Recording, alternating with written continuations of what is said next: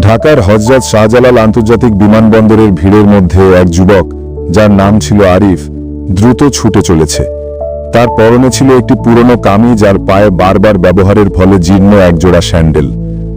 লন্ডনের একটি ফ্লাইট ধরার জন্য তার এই মরিয়া চেষ্টা, কারণ সেখানে তার একমাত্র অবলম্বন, তার গুরু, জীবন আর মৃত্যুর মাঝে লড়াই করছিল।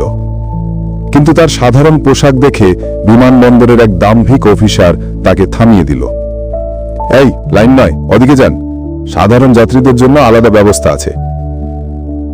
আরিফের আন্তরিক মিনতি সত্ত্বেও তাকে এগোতে দেওয়া হলো না। ঠিক সেই মুহূর্তে কাঁচের দেওয়ালের ওপার থেকে এই দৃশ্য দেখছিল আরিফের স্ত্রী শায়মা। সে বাংলাদেশের বৃহৎ ব্যবসায়িক প্রতিষ্ঠান হক গ্রুপের মালকিন। কিছু বিদেশি বিনিয়োগকারীর সঙ্গে মিটিংয়ের জন্য সে বিমানবন্দরে এসেছিল।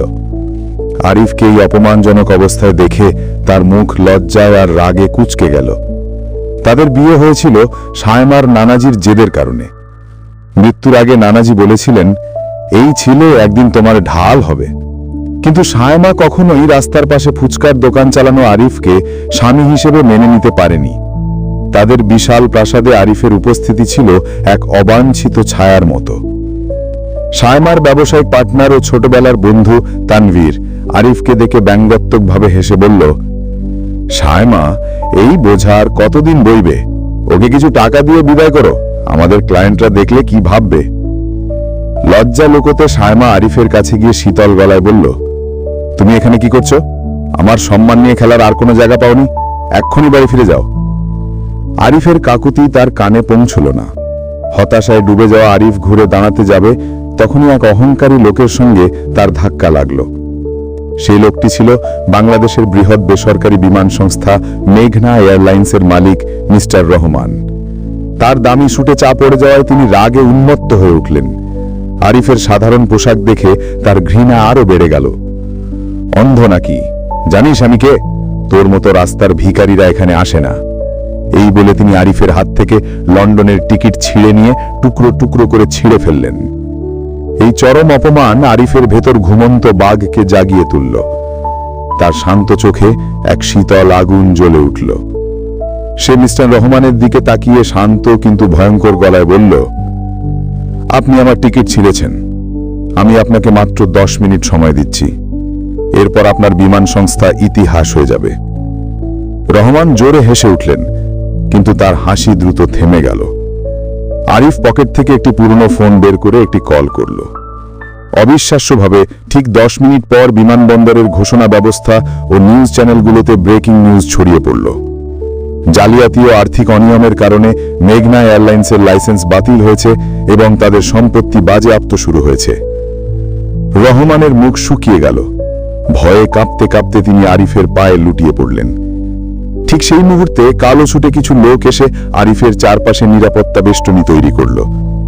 তাদের নেতা প্রবীণ ব্যক্তি মোস্তাফা চাচা আরিফের সামনে মাথা নিচু করে বললেন, ছোট সাহেব, আপনার জন্য বিশেষ বিমানের ব্যবস্থা হয়েছে। গুরুজির অবস্থা স্থিতিশীল, তিনি আপনার অপেক্ষায়। দূর থেকে শায়মা ও তানভীর দৃশ্য দেখে অবাক হয়ে গেল। বাংলাদেশের প্রভাবশালী ব্যক্তি মোস্তাফা চাচা, যাকে বড় বড় শিল্পপতিরা সম্মান দেন, তিনি আরিফকে ছোট সাহেব বলছেন। শায়মার মনে প্রথমবারের মতো নানাজির কথাগুলো নতুন অর্থ নিয়ে ফিরে এলো। লন্ডন থেকে ফিরে আরিফ তার পুরনো জীবনে ফিরে গেল। ঢাকার এক কোণে তার ছোট ফুচকার দোকানে সে নিজে হাতে খাবার বানাতো। তার এই সাধারণ জীবন এক গভীর রহস্য লুকিয়ে রেখেছিল। বিমানবন্দরের ঘটনার পর থেকে শায়মার মনে ঝড় বয়ে চলছিল। এক রাতে ক্লান্ত আর ভেঙে পড়া অবস্থায় বাড়ি ফিরে এক কোণে টিমটিমে আলো জ্বলতে দেখল। কৌতূহলে গিয়ে দেখল আরিফ শান্তভাবে রুটি বানাচ্ছে আর তরকারি গরম করছে। শায়মার আগে কিছু বলতে যাচ্ছিল, তখন দেখল আরিফ সেই খাবার বাড়ির বুড়ো দারোয়ানের জন্য প্যাক করছে, যার শরীর কিছুদিন ধরে খারাপ ছিল। দারোয়ান সংকোচে কিছু চাইতে পারেনি, কিন্তু আরিফ তার খেয়াল রেখেছিল। আরিফ আদর করে খাবার নিয়ে চলে গেল। এই সাধারণ কিন্তু গভীর মানবিক দৃশ্য শায়মার মনকে নাড়িয়ে দিল। যে মানুষ একটি ফোন কলের মাধ্যমে একটি বিমান সংস্থাকে ধ্বংস করতে পারে, সে একজন দারোয়ানের জন্য এত চিন্তা করে। শায়মা প্রথমবারের মতো আরিফের শক্তির পেছনে লুকানো মানুষটিকে দেখার চেষ্টা করল। তার মনে এক অজানা সন্দেহ জাগল। কয়েকদিন পর হক গ্রুপের ওপর বড় আঘাত এলো। একটি গুরুত্বপূর্ণ সরকারি চুক্তি তাদের হাতছাড়া হয়ে প্রতিদ্বন্দ্বী রহিম ইন্ডাস্ট্রিজের হাতে চলে গেল। কোম্পানির শেয়ার পড়তে লাগল, বিনিয়োগকারীরা মুখ ফিরিয়ে নিল। সায়মা তার নানাজির তৈরি সাম্রাজ্য বাঁচাতে দিনরাত এক করে ফেলল, কিন্তু কোনো পথ পেল না। কোম্পানির পুরনো কর্মচারী আলী চাচা বোঝানোর চেষ্টা করলেন এর পেছনে গভীর ষড়যন্ত্র আছে। বোর্ডের এক উত্তেজনাকর মিটিংয়ে যখন সবাই প্রায় হার মেনে নিয়েছিল, আরিফ এক বাটি খাবার নিয়ে পৌঁছালো। তাকে দেখে তানভীর কটাক্ষ করল, দেখ সংকটে আমাদের ত্রাতা এসে গেছে, এখন কি ফুচকা বিক্রি করে কোম্পানি বাঁচাবে? সবাই হাসছিল। তখন সায়মা সবাইকে চুপ করিয়ে দিল। তার মনে বিমানবন্দরে সেই ভয়ঙ্কর শক্তি আর গতরাতের মানবিক মুখ একসঙ্গে ভেসে উঠল।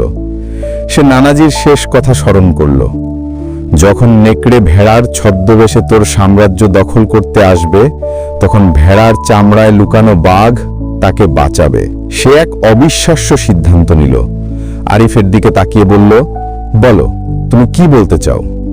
আরিফ শান্তভাবে বলল, যদি আমি বলি এই সংকট ইচ্ছাকৃতভাবে তৈরি করা হয়েছে, যদি বলি আমাদের মধ্যে থেকেই কেউ রহিম ইন্ডাস্ট্রিজকে সাহায্য করছে। তার নজর তানভীরের দিকে গেল। সে কোম্পানির আর্থিক কাগজপত্র দেখার অনুমতি চাইল। সায়মার অনুমোদনের পর আরিফ গভীর রাত পর্যন্ত কাগজপত্র ঘেঁটে ষড়যন্ত্রের জাল ধরে ফেলল। সে প্রমাণ পেল তানভীর গোপন তথ্য রহিম ইন্ডাস্ট্রিজকে দিয়েছে এবং মিথ্যা খবর ছড়িয়ে বিনিয়োগকারীদের ভয় দেখিয়েছে। পরের দিন বোর্ডরুমে আরিফ সব প্রমাণ পেশ করল। তানভীরের মুখ ভয়ে ফ্যাকাশে হয়ে গেল। সে অহংকার করে বলল, প্রমাণ ঠিক আছে, কিন্তু কোম্পানি তো দেউলিয়া হওয়ার পথে, এখন কি করবে? আরিফ হাসল এবং বলল, সমাধান সহজ।